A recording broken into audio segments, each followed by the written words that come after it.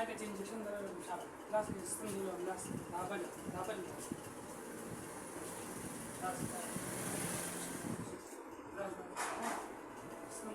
हा हे जर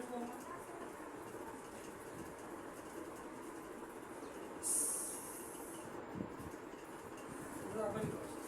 दाबल ग्लास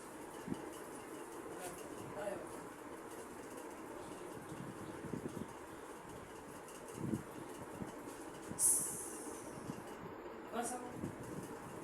आपण जोश मारली